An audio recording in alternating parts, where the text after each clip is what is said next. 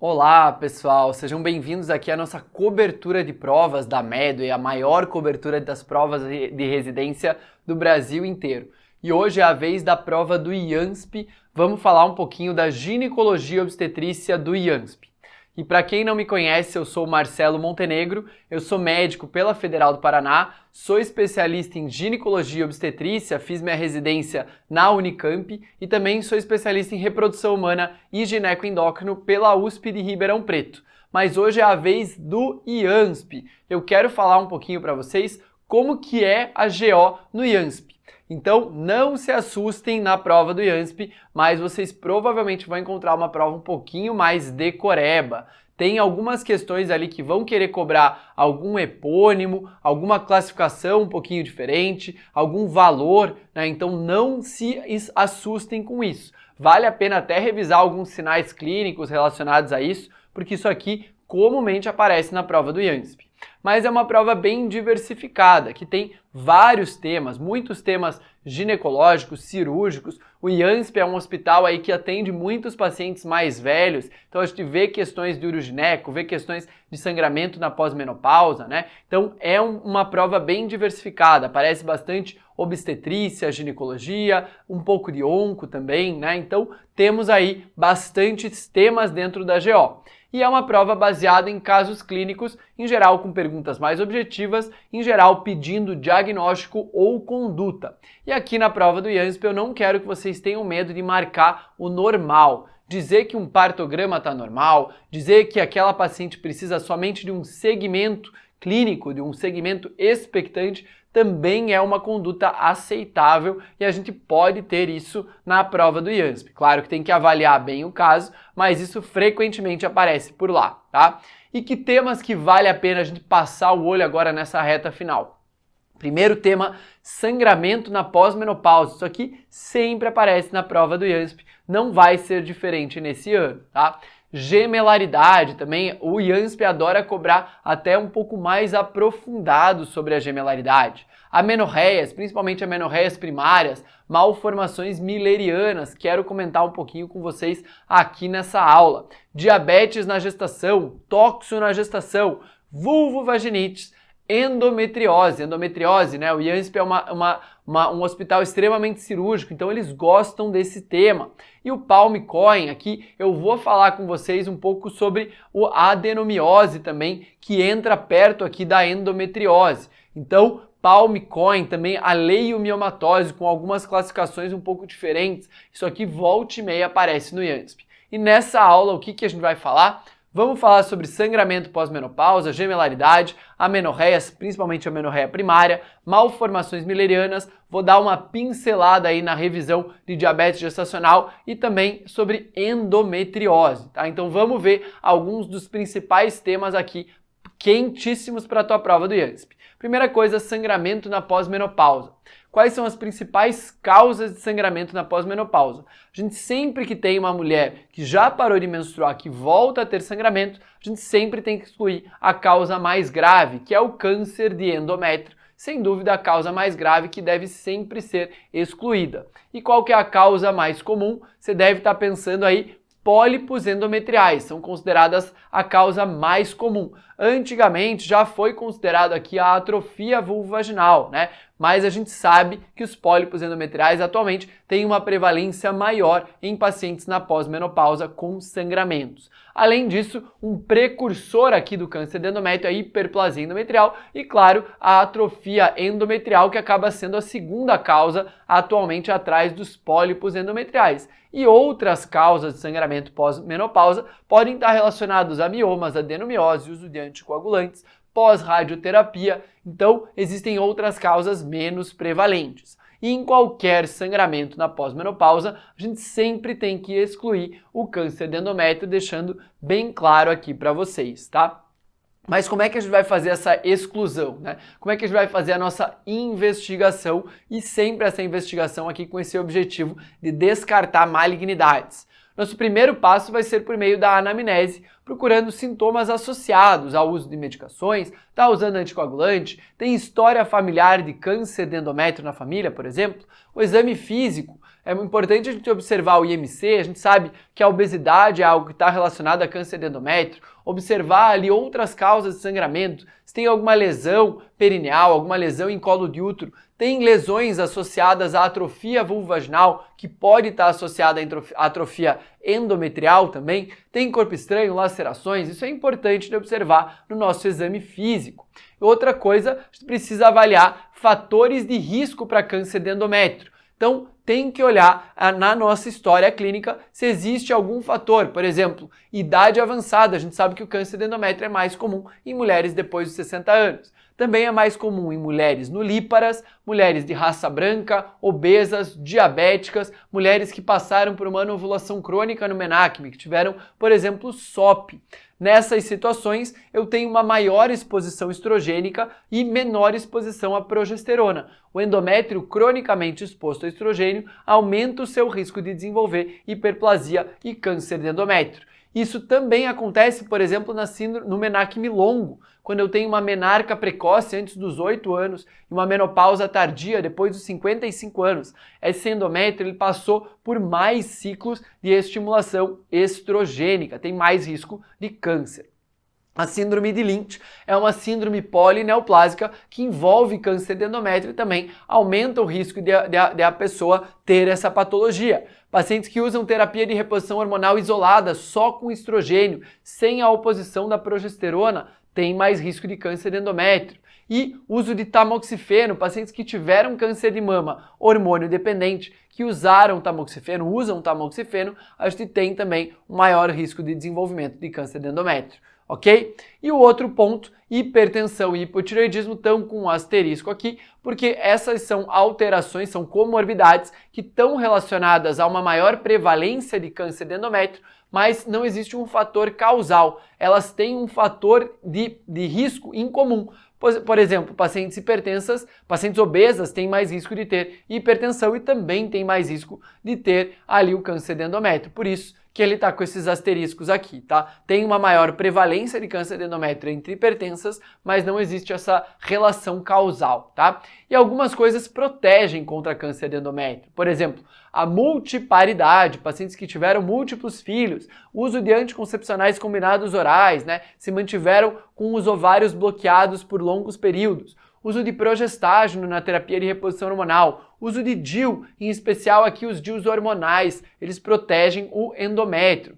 E pacientes com bons hábitos de vida, bons hábitos relacionados à dieta, a exercício físico, vão ter menos obesidade, vão ter menos câncer de endométrio. Ok? Então, guarda aqui a imagem típica da mulher com câncer de endométrio, a dona Benta, né? Aquela mulher mais velhinha, mais gordinha, bem branca, sem filhos. Isso é o mais comum de a gente observar aqui no câncer de endométrio, que compartilha fatores de risco com a hiperplasia endometrial. Bom, uma vez que eu fiz então a minha anamnese, meu exame físico, eu vou precisar também descartar outras malignidades, por meio, por exemplo, da colpocitologia oncótica, e eu lembro vocês que o rastreamento do câncer de colo de útero deve ser feito com a citologia oncótica dos 25 aos 64 anos em mulheres que já tiveram relação vaginal. E essas mulheres, elas devem fazer anualmente e tendo 2 negativos, a gente pode fazer a cada 3 anos até os 64 anos, quando eu devo ter pelo menos 2 citologias oncóticas negativas nos últimos 5 anos. Sendo assim, eu posso suspender a minha coleta da citologia oncótica. Mas sempre é importante observar se eu tenho câncer de colo de útero quando eu estou tendo sangramento na pós-menopausa. Não comam essa bola, tá? Em seguida, eu vou ter que fazer a avaliação do endométrio. Em geral, a gente começa com ultrassom transvaginal, medindo ali a espessura endometrial. E E o que é o normal? O normal é ter um endométrio entre 4 a 5 milímetros em pacientes na pós-menopausa que não estão usando terapia de reposição hormonal. Então olha aqui, a ultrassom eu observo o útero e eu vou fazer a medida aqui da minha linha endometrial. E é isso aqui que eu posso dizer se está espessado ou não. Se ela está maior do que 4,5 a 5 milímetros, eu digo que eu tenho um espessamento endometrial se ela não está usando terapia de reposição hormonal. E se eu tenho um espessamento endometrial, eu sou obrigado a fazer uma biópsia desse endométrio, tá? Apesar de os exames de imagem poderem sugerir muito que eu tenho alguma suspeita de câncer, somente o anátomo patológico é o que vai confirmar um câncer, confirmar também uma hiperplasia endometrial. Por isso que se eu tenho uma suspeita importante aqui de ter um câncer de endométrio, eu tenho que tirar um pedacinho disso aqui por meio de uma biópsia de endométrio. Lembrando também que a biópsia endometrial pode ser utilizada como uma medida inicial na avaliação de algum sangramento na pós-menopausa. Não está nem um pouco errado uma paciente chegar com um sangramento na pós-menopausa, você fez toda a anamnese, exame físico, citologia oncótica e já fazer ali, por exemplo, um PIPELLE, né? Colocar uma cânula ali dentro e tirar um pedacinho desse endométrio sem fazer ultrassom. Não está errado fazer isso. Em geral, a gente começa com ultrassom, se tem espessamento, aí eu sou obrigado a fazer essa biópsia, tá? Mas eu sempre tenho que realizar exame anatomopatológico se a minha linha endometrial então tiver acima de 4 a 5 milímetros a ultrassom e se eu tiver um endométrio heterogêneo com alto fluxo ao Doppler, por exemplo, durante o exame do ultrassom ou em pacientes com sangramento persistente. Se ela tem uma linha endometrial menor do que 4 e tem um sangramento que persiste, é melhor fazer uma biópsia de endométrio, porque isso pode ser um câncer de endométrio do tipo 2, que não vai ter uma hiperplasia de endométrio tão bem delimitada ali ao meu ultrassom, tá? E como que eu posso fazer essa biópsia? Três principais formas aqui de se fazer. A primeira delas é uma biópsia totalmente às cegas, se faz uma curetagem endometrial, parecido com o que se faz num abortamento, mas você faz uma raspagem ali para tentar tirar um pedacinho desse endométrio e mandar para o anátomo patológico. Problema, alta taxa de falso negativo porque é totalmente às cegas. Mas isso aqui pode ser feito ainda mais facilmente por meio da biópsia de PIPELLE, que também é feito às cegas, mas de uma forma menos invasiva. O PIPELLE pode ser feito, inclusive, ambulatorialmente. É só uma cânula ali que a gente cria um vácuo e faz uma raspagem. É como se fosse uma curetagem, mas muito menos invasiva do que a curetagem endometrial propriamente dita. E o nosso padrão ouro é por meio da histeroscopia diagnóstica, em que a gente pode entrar com uma câmera dentro do útero e fazer adequadamente ali a visualização desse endométrio e a biópsia das áreas mais suspeitas. Por isso que a histeroscopia diagnóstica acaba sendo o nosso padrão ouro aqui para diagnóstico de sangramentos na pós-menopausa e do câncer de endométrio. Olha aqui como é que funciona, né? O PIPELLE, a gente introduz essa cânula, cria um vácuo e faz essa raspagem. Posso fazer a histeroscopia em que eu entro diretamente aqui dentro com uma câmera, observo lá dentro e faço a biópsia direcionada, tá bom? Bom, mas já sabemos como fazer o diagnóstico, a investigação aqui de um sangramento na pós-menopausa. Mas como é que eu faço o meu tratamento, né? O tratamento vai depender muito da causa do sangramento na pós-menopausa. Se eu tenho, por exemplo, uma atrofia endometrial ou uma atrofia vaginal, isso aqui é resultado de um hipoestrogenismo. O que eu tenho observando aqui na clínica dessa paciente? Eu tenho um epitélio vaginal pálido, ressecado, eu tenho perda das rugosidades aqui. Se eu observar a vulva dessa paciente, do especular, que tá sendo especulada aqui, provavelmente eu vou observar uma vulva de tamanho reduzido, pequenos lábios atróficos, até mesmo fechando o capuz do clitóris ali, né? Tendo uma restrição do introito vaginal, tá? Posso ter petequias por conta dessa redução da espessura do epitélio vaginal. Então, a parte vascular abaixo do epitélio fica mais evidente, fica mais avermelhado ali, né? Com petequias. Avermelhado não, né? Ele fica mais pálido com petequias ali, que são relacionadas a essa atrofia vulvovaginal, essa atrofia da mucosa. E o que pode ser feito nesses casos? Hidratantes vaginais não hormonais, então posso dar ali algum hidratante que aumente a quantidade de líquido nessa mucosa vaginal. Mas o melhor tratamento vai ser um tratamento hormonal local, com cremes à base de estradiol ou estrogênio conjugado em baixas doses. Esses tratamentos, eles aumentam a epitelização da mucosa vaginal e eles tratam tanto a atrofia vaginal quanto a endometrial. Lembrando que se eu faço só terapia com estrogênio local vaginal, eu não preciso de progestágeno para oposição, eu posso fazer só o estrogênio local, não precisa dar progesterona ali mesmo se essa mulher tiver útero, tá bom? Só um detalhe aqui.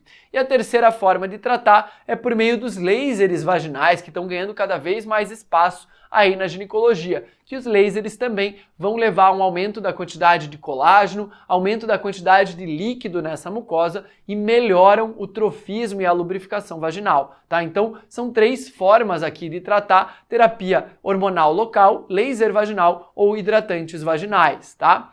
Além da atrofia endometrial, tenho também a hiperplasia endometrial. E a hiperplasia endometrial, como a gente já falou, né? Ela compartilha fatores de risco com o câncer de endométrio, tanto fatores de risco quanto fatores protetores. E também a clínica, essa paciente também vai apresentar um sangramento na pós-menopausa. Por isso que é muito importante eu fazer uma biópsia do endométrio para ter certeza se é câncer ou se é, por exemplo, uma hiperplasia endometrial, tá? Em relação ao tratamento da hiperplasia endometrial, eu quero que vocês dividam em dois tipos aqui, né? A hiperplasia endometrial chamada de benigna ou sem atipias, que nessas situações eu tenho como regra utilizar progestágenos na grande maioria das situações.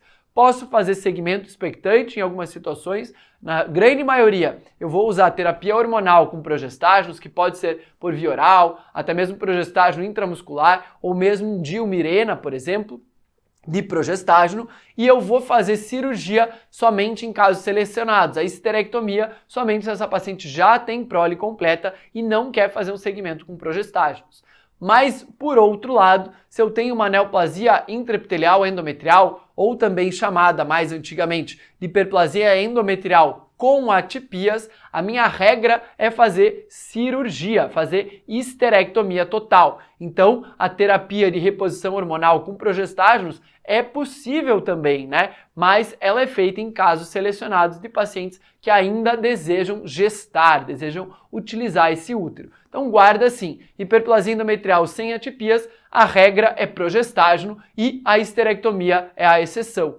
E hiperplasia endometrial com atipias, a regra é cirurgia e histerectomia, a exceção são os progestágenos, tá? Guarda desse jeito que você vai ganhar essa questão na prova, tá? Em relação aos pólipos endometriais, o que eu preciso lembrar? Principal causa de sangramento na pós-menopausa, e eu devo tratá-los sempre que apresentam esse sintoma. Então, pacientes na pós-menopausa com sangramento que tenham pólipos, preciso fazer a exérese por meio de uma histeroscopia. Já na pré-menopausa, a gente vai retirar esses pólipos se tiverem associados a algum sintoma. Por exemplo, sangramento uterino anormal, em geral eles sangram no período intermenstrual, ou se esses pólipos forem muito extensos, com mais de 1,5 centímetros, se eles forem múltiplos, prolapsados, ou se a paciente tiver um alto risco de câncer ou hiperplasia endometrial, ou ainda se essa paciente tiver infertilidade associada a esse pólipo. Então, na pós-menopausa, em geral, a gente vai recomendar a exérese desses pólipos. Na pré-menopausa, só se ele está incomodando muito. Se ele está levando a sintomas de sangramento, infertilidade, se eles são muito grandes ou se a paciente tem muito risco para câncer, tá? Então guarda todas essas informações aí sobre sangramento na pós-menopausa e vem comigo, vamos ganhar mais uma questão aqui em relação a amenorreias. E o que eu quero que vocês levem para a tua prova sobre amenorreias para a tua prova do IANSP? Lembrem-se comigo aqui. A amenorreia primária eu vou classificar aquelas pacientes que nunca menstruaram. Mas se essa paciente não tem desenvolvimento de caracteres sexuais secundários, principalmente se elas não tiveram a telarca, eu espero só até os 13 anos para dizer que ela tem uma amenorreia primária. Mas agora, se a paciente já teve a telarca, já tem a presença de caracteres sexuais secundários, eu posso esperar mais 2 anos antes de dizer que ela tem uma amenorreia primária. Ou seja, se a menarca não acontecer até os 15 anos e a paciente já tem caracteres sexuais secundários, aí sim eu vou dizer que é uma amenorreia primária. E isso em contraposição ao que a gente chama de amenorreia secundária. É aquela paciente que já teve a menarca, já teve a primeira menstruação, mas por algum motivo parou de menstruar. E a amenorreia secundária é considerada quando essa paciente tem uma ausência de menstruação pelo período de 3 ciclos ou ausência de fluxo menstrual por 6 meses, se ela tem intervalos muito longos, se ela tem intervalos menstruais com mais do que 35 dias. E lembrando que aqui na prova do IANSP, o que mais gosta de aparecer para vocês é caso clínico relacionado à amenorreia primária. Isso aqui, sem dúvida, é a preferência do IANSP. Rokitansky, Morris, eles adoram falar sobre isso aqui na sua prova do IANSP. Então, vamos revisar esse fluxograma que eu sei que vocês amam, esse fluxograma aqui de amenorreia primária, tá? Então, mas vejam como isso aqui é fácil. Tem uma amenorreia primária, tem uma paciente de 13 anos que não tem caracteres sexuais secundários, ou tem uma paciente de 15 anos com caracteres sexuais secundários. Primeira coisa que eu vou olhar é exatamente isso aqui, se ela tem ou não caracteres sexuais secundários. Se ela tem a telarca, principalmente, se ela teve desenvolvimento mamário, significa que essa paciente, se ela não tem a telarca, se ela não tem desenvolvimento de caracteres sexuais secundários, significa que essa paciente nunca foi exposta a estrogênios. E o que pode ser isso? Pode ser um problema central, lá do hipotálamo e da hipófise, ou pode ser um problema periférico, de resposta dos ovários. E para responder se é central ou periférico, eu vou olhar o FSH. Então, paciente sem caracteres sexuais secundários, eu já sei que ela não tem estrogênio. Mas será que essa falta de estrogênio é por falta de FSH ou não? Ou por um defeito do próprio ovário? O FSH baixo me diz que o problema é central, que está faltando o FSH ser produzido na hipófise para estimular lá os ovários. Então, FSH baixo causa central. FSH elevado significa que eu tenho FSH sendo produzido na hipófise, mas esse FSH não consegue atuar nas gônadas, ou seja, eu tenho uma causa periférica. Tenho que pedir cariótipo porque provavelmente eu tenho uma disgenesia gonadal, eu tenho uma gônada infita, eu tenho falta de células sexuais ali naqueles ovários, por exemplo, na síndrome de Turner. Por exemplo, e agora, no caso de eu ter uma amenorreia primária com caracteres sexuais secundários, significa que essa paciente tem exposição estrogênica. Se ela tem exposição estrogênica, significa que o eixo hipotálamo-hipófise ovariano dela foi ativado. E o problema pode ser na via de saída ou ali em relação a alguma outra situação que cause anovulação. Nessas situações eu vou olhar principalmente se essa paciente tem útero ou se ela não tem útero. Se ela tem útero, significa que tem ali alguma obstrução, tem alguma causa canalicular, por exemplo, um septo vulvovaginal. Ou também, nos casos mais raros, se ela tem uma anovulação. Geralmente a anovulação causa uma amenorreia secundária, mas poderia estar por aqui também. Agora, se essa paciente tem útero, eu vou ter que olhar o cariótipo. Se é um cariótipo XX, eu vou pensar principalmente numa agenesia milleriana completa, a síndrome de Rokitansky, em que a paciente simplesmente não teve a formação embriológica ali do útero, dos 2/3 superiores da vagina e das tubas uterinas. E se eu tenho um cariótipo XY, eu tenho que pensar na insensibilidade aos androgênios. Ela é um indivíduo XY sem receptores estrogênicos. Embriologicamente, ela se desenvolveu em um indivíduo fenotipicamente feminino, mas sem órgãos internos, sem útero, sem tubas e sem terço superior da vagina também, ok? Bom, e dividindo aqui essas duas patologias que mais aparecem na tua prova do IANSP, acho que vale a pena uma comparação entre a síndrome de Rokitansky, a agenesia milleriana completa, e a síndrome de Morris, a insensibilidade aos androgênios, tá? E a síndrome de Rokitansky, ela tem então um cariótipo 46XX, enquanto a síndrome de Morris tem um cariótipo 46XY.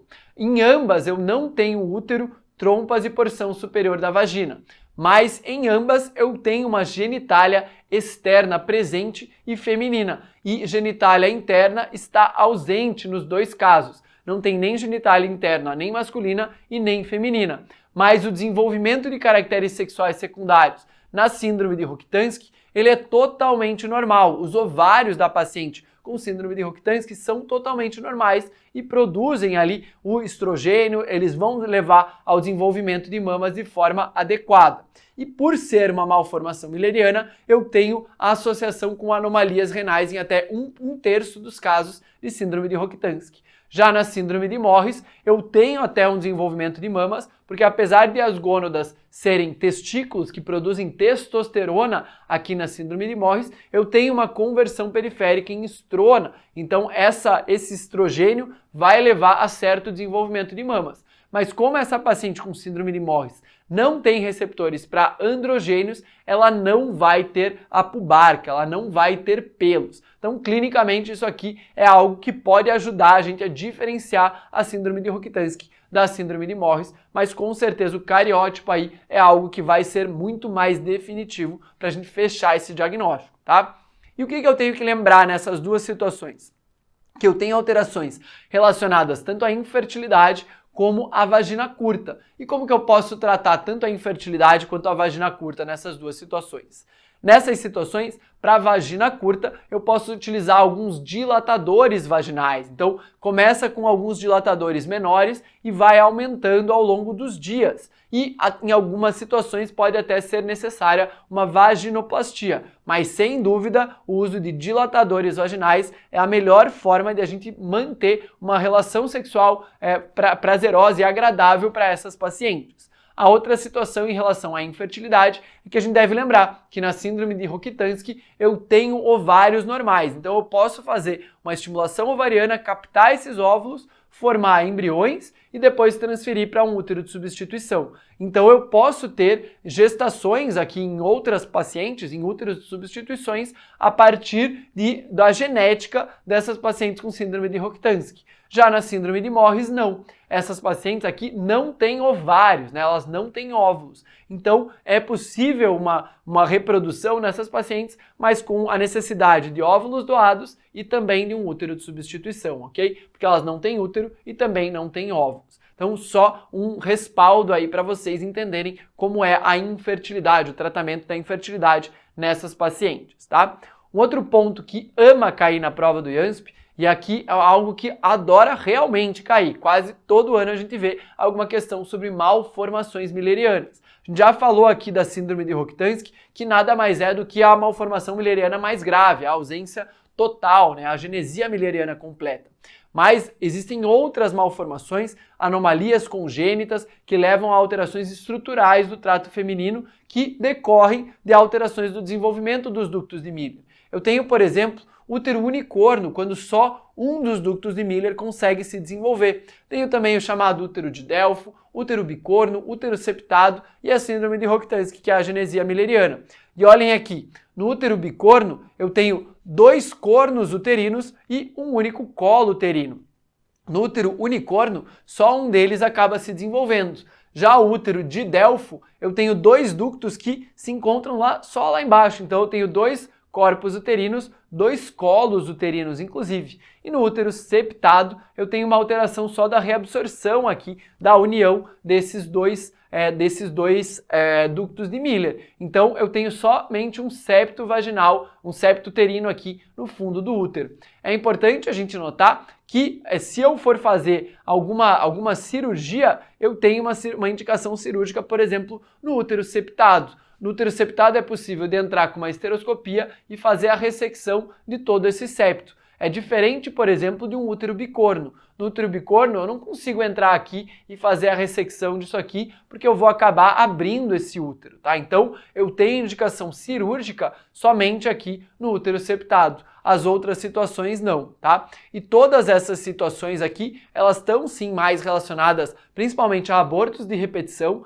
e também a partos prematuros. E olha as imagens aqui na ressonância magnética, né? A ressonância magnética me demonstra esse útero bicorno, esse útero unicorno, útero de Delfo, que tem uma divisão bem importante lá dos corpos uterinos e também dos colos, e aqui um útero septado, né? Em que eu observo que tem uma parte externa do útero normal, igual tá aqui nessa imagem em desenho. Eu tenho uma parte externa normal, mas a cavidade uterina ela é dividida. E olhem aqui a diferença entre um útero bicorno e um útero septado. Na ressonância magnética eu tenho essa indentação externa, mas isso aqui não é observado, por exemplo, numa histerossalpingografia. Na histerossalpingografia a gente injeta contraste dentro do útero e esse contraste desenha a cavidade uterina. E o útero bicorno e o útero septado na histerossalpingografia tendem a ser muito iguais, né? Então, eu não consigo usar esse exame para fazer essa diferenciação, que é muito importante de ser feita. Porque, como eu falei para vocês, no útero septado eu devo fazer a ressecção desse septo, enquanto no útero bicorno eu não tenho indicação cirúrgica, tá? Então, lembrem-se disso. Ressonância magnética e ultrassom 3D conseguem fazer a diferenciação entre útero bicorno e útero septado, mas histerossalpingografia não consegue fazer essa diferenciação. Ok? E temos uma outra malformação milleriana, que é uma variante da normalidade, que é o chamado útero arqueado, que a parte externa é totalmente normal, mas eu tenho uma leve indentação ali no fundo do útero. É como se fosse, vamos dizer, como se fosse levemente aqui um septo pequenininho, né? Então ele é um septo menor que não chega a dividir a cavidade uterina, é só uma variante da normalidade, não precisa fazer nada de tratamento. E olhem aqui, a cavidade do útero acaba ficando tipo um coraçãozinho, né? Então é essa malformação não, essa variante da normalidade que leva essa cavidade em coração, ok? Bom, então terminamos aqui mais um tema para a prova do IANSP, vamos entrar no tema de gemelaridade. Bom, então em relação à gemelaridade, o que você precisa saber sobre isso para a tua prova do IANSP? Primeira coisa, vocês precisam saber diferenciar a corionicidade de uma gestação e também precisam saber identificar as principais complicações, síndrome de transfusão feto-fetal e a restrição de crescimento seletivo. Então, primeira coisa, para a gente observar a zigoticidade, amniosidade e corionicidade, eu vou começar falando para vocês sobre a zigoticidade. E aqui eu tenho duas possibilidades. Eu tenho os gêmeos chamados de monozigóticos, que são aqueles gêmeos idênticos, formados a partir da fertilização de um único óvulo por um único espermatozoide, e sempre esses bebês vão apresentar o mesmo sexo, eles vão ser geneticamente idênticos. Um óvulo fecundou um espermatozoide, formou um embrião que em algum momento ele se dividiu, tá? E eu tenho também os chamados gêmeos dizigóticos, em que eu tenho dois óvulos fertilizados, cada um deles por um espermatozoide, e nessas situações eu posso ter sexos iguais, mas eu também posso ter sexos diferentes. E cada um desses embriões vai formar a sua própria placenta e a sua própria cavidade amniótica. Por isso que eu posso dizer que sempre gêmeos dizigóticos são dicoriônicos e diamnióticos, tá? Então, sempre gêmeos formados a partir de dois embriões vão ter duas placentas e duas cavidades amnióticas, o que não é verdade nos casos de gêmeos monozigóticos. Gêmeos monozigóticos podem ter uma divisão bem precoce e formar duas placentas e duas cavidades amnióticas. Mas quanto mais tardia é essa divisão, mais juntos eles vão ser, menor vai ser a divisão entre eles. Podem compartilhar placentas, podem compartilhar cavidades amnióticas e podem até compartilhar partes fetais, tá? Isso no caso dos monozigóticos, tá? Importante a gente identificar dois sinais aqui super batidos nas provas de residência. O chamado sinal do lambda, característico das gestações dicoriônicas. Ou seja, se eu tenho o sinal do lambda, significa que eu tenho duas placentas, eu tenho uma gestação dicoriônica, que pode ser monozigótica ou pode ser dizigótica, como a gente já explicou, tá? E o sinal do lambda, ele se refere aqui à forma como esse septo que divide os dois bebês se insere ali no finalzinho do saco gestacional. Olhem como parece uma letra lambda, né? Aquela letra grega que tem aquele triângulozinho no final. É isso aqui que eu observo nesse septo aqui do sinal do lambda. Já o sinal do T, ele se refere a uma gestação monocoriônica. Ele se refere a esse septo mais fininho que divide gestações que compartilham a mesma placenta, mas que tem duas cavidades amnióticas. Portanto, uma afirmação verdadeira, por exemplo, que pode aparecer na tua prova, é falar: se eu tenho o sinal do T, eu posso dizer com certeza que essa gestação é formada por dois bebês com os mesmos sexos. Isso é verdadeiro, Porque se eu tenho sinal do T, significa que eu tenho uma gestação monocoriônica. Gestações monocoriônicas sempre são formadas a partir de um único zigoto. Sempre são monozigóticas. Monozigóticas vão ser idênticos, vão ter o mesmo sexo, tá? Então, as questões gostam de brincar um pouquinho sobre esses conceitos, tá? Então, toda gestação dizigótica é dicoriônica e diamniótica. Se eu tenho dois zigotos, eles vão formar cada um a sua placenta, cada um a sua bolsa amniótica. Já os monozigóticos não. Se eles se dividirem até o terceiro dia depois da fertilização, aí sim eu tenho um único embrião que ele se dividiu em dois, cada um deles vai formar a sua placenta e a sua cavidade amniótica. Aí é uma gestação monozigótica, dicoriônica e diamniótica. Se dividir um pouco mais tardiamente, essa gestação formada a partir de um único embrião se divide em dois, forma duas cavidades amnióticas mais uma única placenta, ou seja, uma gestação monozigótica, monocoriônica, uma placenta diamniótica. E mais tardiamente, entre o 8º e 13º dia, eu tenho ainda um compartilhamento tanto da placenta quanto da cavidade amniótica. Os bebês se dividem, mas a placenta e a cavidade amniótica não. Uma gestação monozigótica, monocoriônica, monoamniótica. E ainda mais tardiamente, depois do 13º dia, eu tenho uma separação incompleta, inclusive dos fetos. Eu tenho o que a gente chama de gemelaridade imperfeita, os famosos gêmeos siameses aí, né? Então, se for uma divisão mais tardia, esses bebês vão ficar cada vez mais unidos. Pensa desse jeito, tá bom?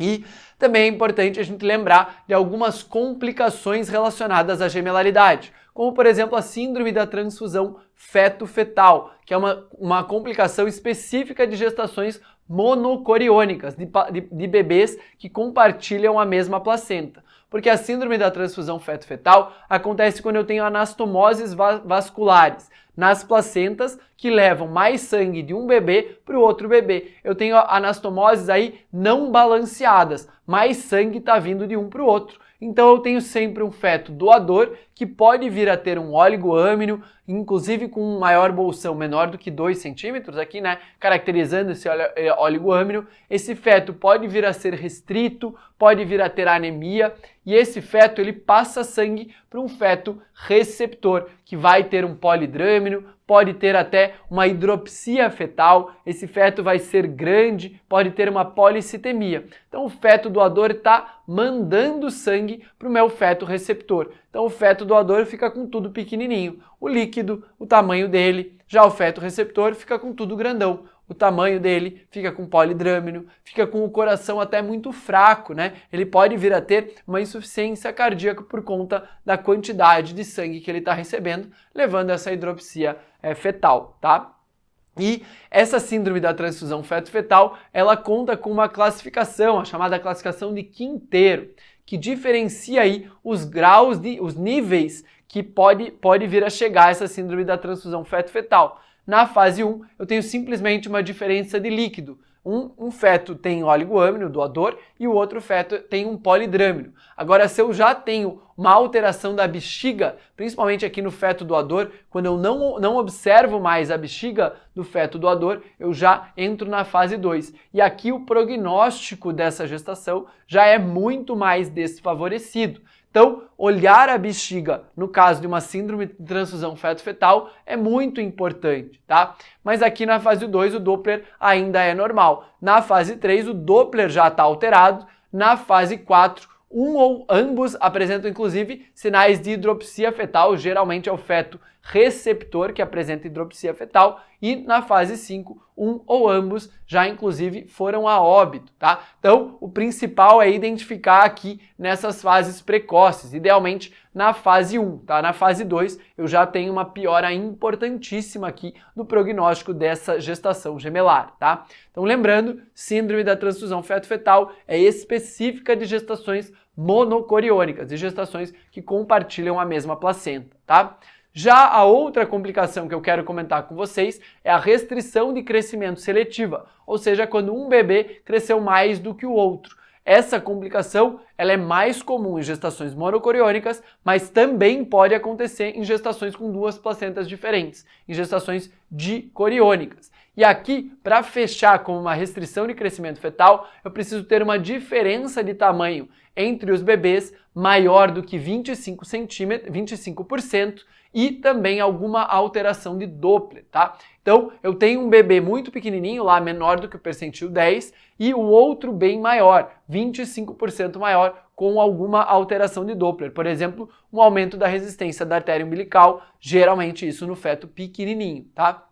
Se eu for evoluindo essa alteração, essa restrição de uma das placentas, por exemplo, eu posso vir a ter alterações mais graves relacionadas aqui ao Doppler. Eu posso ter diástole zero ou reversa, que classificam isso aqui como um tipo 2, e até mesmo a diástole intermitente, que vai classificar essa restrição de crescimento seletiva como do tipo 3, tá? Então, guarda lá. Para eu dizer que a restrição seletiva, eu preciso de um feto bem pequenininho, menor que o percentil 10, e outro feto pelo menos 25% maior que ele, com alteração de Doppler, tá bom? Então, isso é a restrição de crescimento seletivo.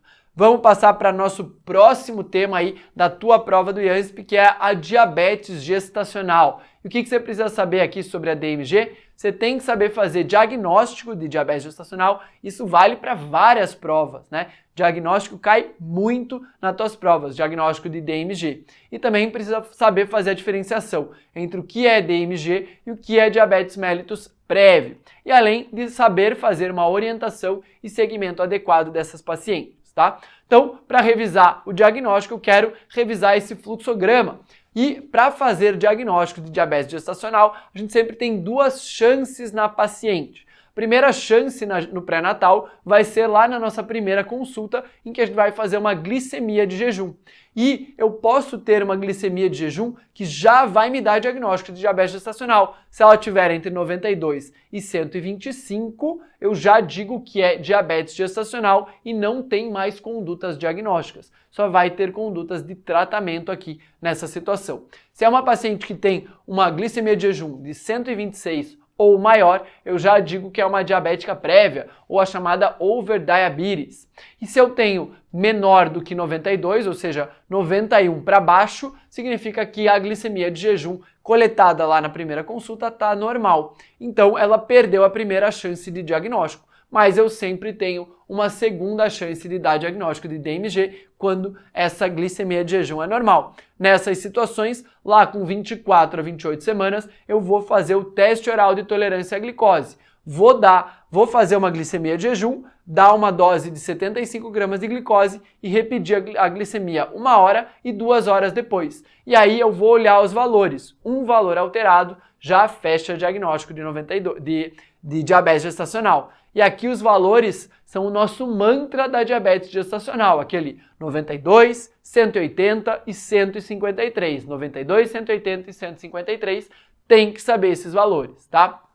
Em relação à diabetes gestacional, quero lembrar para vocês também que é normal, em uma gestação normal, eu ter um estado diabetogênico, tá? Porque após o segundo trimestre, eu preciso desse estado de insulino-resistência na gestação para que eu tenha um maior aporte de glicose para o bebê.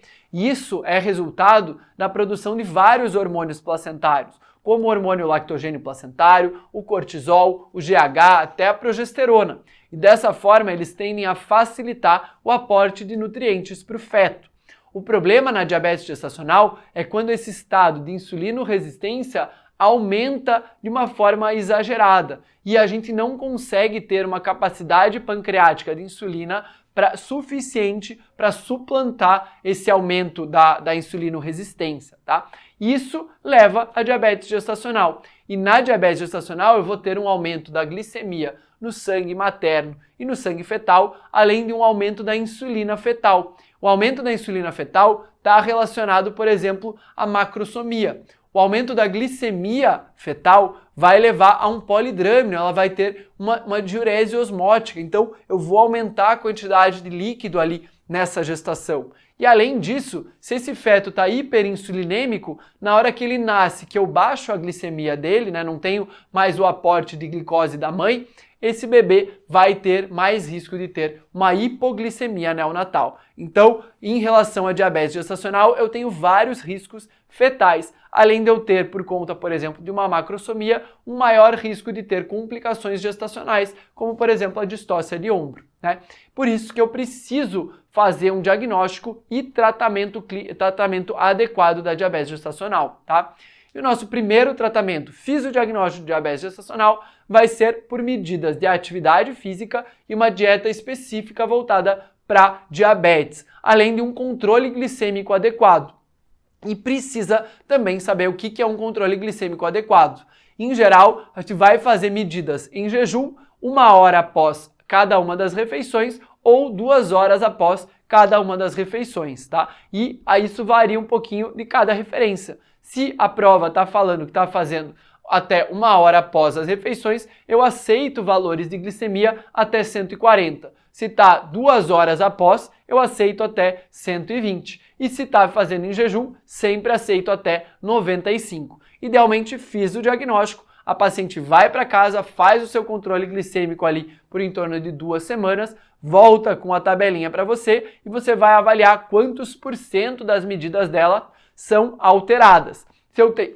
Se eu tenho menos do que 30% dos controles fora da meta, não tem repercussões fetais, posso manter simplesmente o meu tratamento com dieta e atividade física. Mas agora, se mais do que 30% desses controles estão fora da meta, isso pode levar a repercussões fetais. Já é indicação de um tratamento farmacológico. Nossa primeira indicação aqui de tratamento farmacológico, sem dúvida, é a insulina. Então, primeira linha de tratamento, atividade física e dieta, não funcionou, vou fazer insulina, tá? E eu também tenho que fazer um segmento de alto risco para definir o melhor momento do parto.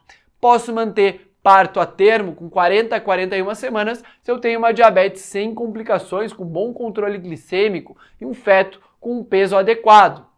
Mas eu vou fazer um parto um pouquinho mais prematuro, entre 38 e 39 semanas, se eu tenho uma diabetes com repercussões fetais, com controle glicêmico irregular, feto tendendo a um aumento de tamanho, a um aumento de líquido. Mas eu também tenho situações em que eu faço, inclusive, um parto prematuro antes das 37 semanas, se eu tenho, por exemplo, uma vitalidade fetal comprometida, uma pré-eclâmpsia grave, uma piora da nefropatia diabética em pacientes que já tinham, né? Então, em geral, se eu tenho um bom controle, eu posso levar até pelo menos 40 semanas. Se eu tenho um mau controle, vou levar até umas 38 semanas. E se eu tenho alterações de vitalidade fetal, aí sim eu preciso adiantar esse parto, até mesmo de forma prematura antes das 37 semanas. Fechou? Então, diabetes gestacional vai ser aí uma questão da tua prova do IANSP. E vamos voltar para a gineco, vamos falar um pouquinho sobre endometriose. Endometriose também é uma questão certa aí na tua prova do IANSP, tá? E endometriose se refere àquele tecido endometrial, tanto de glândulas e estroma que estão fora da cavidade uterina. E apesar de ser uma doença bem infiltrativa, é uma doença benigna, que causa muita inflamação, tá? Então é uma doença que causa dor, causa infertilidade. E é uma doença que depende bastante do estrogênio. É o estrogênio que faz esse tecido endometrial, essas glândulas e estromas que estão fora da cavidade do útero, crescerem. E aqui entra uma pegadinha que a prova do IANSP já cobrou várias vezes, tá? Pílulas combinadas com estrogênio servem para tratamento da endometriose, tá? Não caiam nessa. Às vezes eles vão falar, a endometriose é uma lesão que depende de estrogênio, por esse motivo nós não podemos utilizar pílulas combinadas que contenham estrogênio porque vão aumentar as lesões. Isso é uma falácia, uma total falácia. Pílulas combinadas têm progestágenos junto que vão manter o controle dessas lesões de endometriose, ok? E vamos lembrar que na endometriose eu tenho também como clínica aqueles nossos 3Ds, o famoso 3Ds de dismenorreia, dismenorreia inclusive progressiva, dor no período da menstruação, dispareunia, dor durante a relação sexual e a infertilidade, que aqui nos nossos Ds entra como dificuldade para engravidar, tá? E um ponto que é bem batido também da endometriose, que adora aparecer no IANSP, é essa frase aqui. A clínica não é necessariamente proporcional à quantidade de lesões de endometriose. Às vezes a gente vê um caminhão de endometriose e a paciente não tem nada de sintomas. Mas às vezes ela tem lá um fusquinha de endometriose, só um pouquinho de lesão e a paciente é muito sintomática, tá? Então a quantidade de lesões não se correlaciona com a sintomatologia da paciente com endometriose, ok? Em relação a diagnóstico de endometriose, olha o que a gente pode usar de exame complementar. Ultrassom, ressonância de pelve, videolaparoscopia pode ser considerada aqui como até diagnóstico para a endometriose, CA125. Será que CA125 entra? Vamos entender um pouco melhor. Em relação a ultrassom transvaginal, o ultrassom pélvico com preparo intestinal é uma das melhores formas de se fechar diagnóstico de endometriose. O ultrassom ele é excelente, principalmente para visualizar endometriomas e lesões de endometriose profunda. O problema dos ultrassons é que ele é examinador dependente, precisa de um bom aparelho, precisa de alguém experiente, com experiência e uma paciente com um preparo intestinal adequado para a gente conseguir ver adequadamente a endometriose. Por isso que em algumas situações a gente acaba utilizando a ressonância de pelve, tá? A ressonância ela é bastante considerada em casos cirúrgicos, também é excelente para avaliar lesões profundas, ela é ótima para a gente dar diagnóstico e estadiamento de lesões de endometriose profunda e, inclusive, é útil para identificar lesões que a gente não consegue acessar facilmente por meio da videolaparoscopia, como lesões retrouterinas ou lesões intestinais, retrointestinais, ok? E outra forma de fazer diagnóstico de endometriose é por meio da laparoscopia, da videolaparoscopia, que é considerado o nosso padrão ouro, porque a videolaparoscopia é a única forma de diagnóstico que permite a gente fazer uma biópsia, né? E a biópsia dessas lesões de endometriose é o que vai realmente confirmar se eu tenho uma lesão de endometriose ou não. Mas, calma, não significa que, por ser o padrão ouro, eu vou ter que indicar cirurgia para todo mundo. E a indicação somente para diagnóstico, atualmente, não é indicada. Então eu não devo indicar uma cirurgia para endometriose somente para fechar diagnóstico. Eu devo indicar uma cirurgia pensando aí em outros benefícios para a paciente. Se eu estou pensando em tratar, por exemplo, a dor, se eu estou pensando em melhorar a chance dessa paciente engravidar, tá? Então, laparoscopia é sim considerado padrão ouro, mas nem sempre a gente vai precisar fazer laparoscopia. Muitas vezes, principalmente para endometriose profunda, eu posso me pautar muito bem em um ultrassom transvaginal com preparo intestinal ou numa ressonância magnética também muito bem realizado, tá? E o outro exame complementar que às vezes aparece aí na tua prova é em relação ao CA125.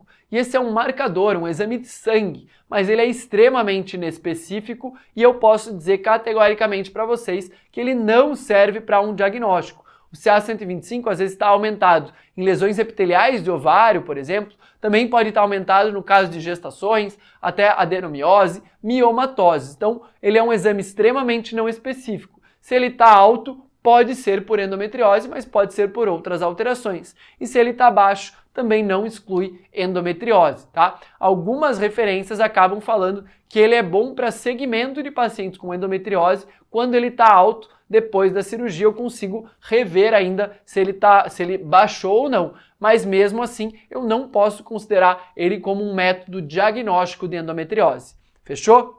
Em relação a tratamento de endometriose, eu preciso ver se eu vou tratar a infertilidade, e aí eu tenho que pensar principalmente em cirurgia ou fertilização in vitro, ou se eu quero tratar a dor.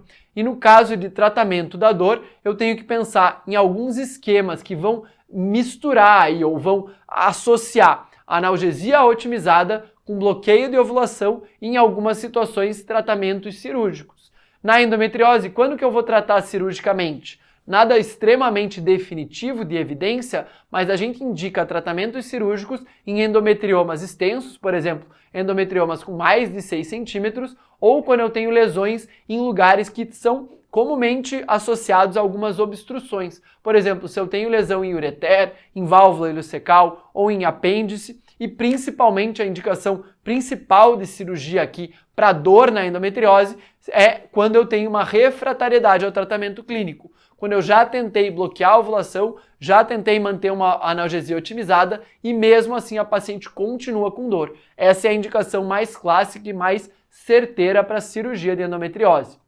Em relação a bloqueio de ovulação, várias medicações podem ajudar a fazer um bloqueio hormonal da paciente e reduzir aquela estimulação dos focos de endometriose. Aqui eu posso usar pílulas combinadas, posso usar progestágeno isolado. Isso aqui não tem mais efeito do que o outro, tá? Então os dois têm o mesmo efeito. É o que a paciente se adapta melhor. Então não cair, mais uma vez aqui falando para vocês, não cair na pegadinha. Pílula combinada tem estrogênio, mas pode sim ser utilizada para bloquear a ovulação em pacientes com endometriose sem estimular os focos de endometriose.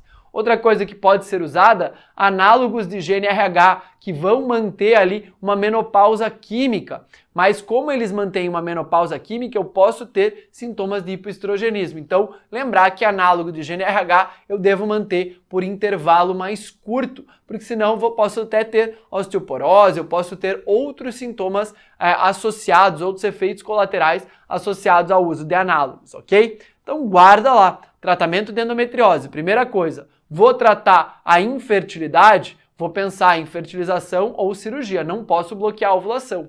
Vou tratar a dor, penso em bloquear a ovulação, mais analgesia, mais avaliar se eu vou precisar operar ou não. Tenho que fazer essa divisão aí na minha cabeça, ok? Nosso outro tema aqui relacionado à endometriose é a adenomiose. Muito parecido aqui com a endometriose, porque a adenomiose é um tecido também endometrial, então glândulas e estromas infiltrando o miométrio, como se fosse uma endometriose do útero, né? Endometriose da camada muscular do útero. E a clínica mais característica aqui da adenomiose é um sangramento uterino aumentado associado a uma dismenorreia e um útero de volume bem aumentado. Fica um útero meio amolecido, meio bobão assim, porque ele fica bem infiltrado ali com essas células endometriais. E a maioria dos casos de adenomiose aparecem em pacientes multíparas, mas isso não significa que pacientes nulíparas não podem ter endometriose. Isso não é verdade, tá? Então nulíparas também podem ter adenomiose, apesar de multíparas serem mais frequentes. E o nosso diagnóstico pode ser feito por meio do ultrassom transvaginal, que vai demonstrar vários marcadores. Se na tua questão aparecer a descrição de cistos miometriais, um útero com volume aumentado, com uma assimetria das paredes miometriais. Olha, essa parede anterior do útero está muito maior do que essa parede posterior, tá? Ela tem alguns cistos, tem algumas áreas ali mais hipoecogênicas, tem uma perda da delimitação entre o endométrio e o miométrio. Olhem, observem aqui, eu não consigo delimitar, não tem uma linha muito definitiva entre o endométrio e o miométrio. Tem uma heterogeneidade difusa ou até mesmo focal ali, que representa esses focos de adenomiose no miométrio. Então, se observar essas alterações, você está à frente provavelmente a um diagnóstico de adenomiose. E a outra forma de fazer esse diagnóstico é por meio da ressonância magnética, que é considerado o nosso padrão ouro, e na descrição do exame vai estar dizendo que tem um espessamento da zona juncional. A zona juncional é essa linha de transição ali entre o endométrio e o miométrio. Se eu tenho um espessamento disso, eu tenho aí um diagnóstico de adenomiose, tá? E aqui a nossa pegadinha da prova do IANSP sobre a adenomiose é que eles falam a respeito da histeroscopia. Se eu simplesmente entro com uma câmera e olho a cavidade endometrial, será que eu consigo fazer o diagnóstico da adenomiose, que é essa infiltração endometrial no miométrio? É claro que não, né? Então a histeroscopia não tem valor diagnóstico na adenomiose, tá? Ela pode ser útil para sangramentos pós-menopausa, para pólipos, para hiperplasia endometrial, mas para a adenomiose a histeroscopia não é o melhor método, tá? Em relação ao tratamento da adenomiose, simples assim. Se prole constituída, vou fazer histerectomia. Tira esse útero, porque ele não está resolvendo mais nada, né? Tira esse útero porque vai resolver a dor e o sangramento intermenstrual dessa paciente. O problema é que se essa paciente ainda deseja ter filhos, se ela deseja a prole, eu vou ter que fazer um tratamento medicamentoso. E aí entram vários tratamentos relacionados a controle de sangramento uterino anormal. anti-inflamatório não esteroidal, antifibrinolítico como ácido tranexâmico e métodos hormonais aí para fazer um bloqueio hormonal, parecido um pouquinho ali com o que a gente fazia na endometriose, ok? Então guarda esses conceitos aqui sobre a adenomiose. É minha aposta aí para a tua prova do IANSP, ok? Então, ó, falei sobre vários temas aqui para vocês. Espero que essa revisão tenha batido aí na tua cabeça, fixado para você levar junto para a tua prova, que eu tenho certeza que vai ter algumas questões relacionadas a esses temas aqui que eu coloquei para vocês. E aguardem também que a gente tem uma revisão pré-prova que eu vou trazer outros temas para vocês também de uma forma bem rapidinha aí para você levar bem quentinho para a tua prova. E lembrem-se que na nossa cobertura de provas aqui da Medway, a gente tá junto com vocês até o final, na verdade até o começo da residência de vocês, né? Então a gente tá junto aqui nas nossas apostas, nas nossas dicas de última hora que vão vir para você na véspera da prova, às 9 horas da manhã, e também a gente tá junto com vocês na porta da prova, estamos junto com vocês lá dentro da prova e também depois da prova, no momento em que a gente for fazer a nossa revisão, a nossa análise da prova, correção, a gente vai fazer recursos, tudo em conjunto com vocês para ajudar aí nessa fase corrida, que é esse monte de prova de residências que está acontecendo aí agora, tá? Então, fiquem super à vontade para entrar em contato com a gente, ó, meu Instagram tá aqui, dr.marcelomontenegro, nos contem o que a gente acertou, como é que estava a prova, a gente quer saber de vocês, ok? Então eu aguardo vocês e mantenho aí à disposição para conversar com vocês aí em toda a nossa cobertura de provas. Até a próxima, sempre junto agora com a Medway pra cima. Até mais!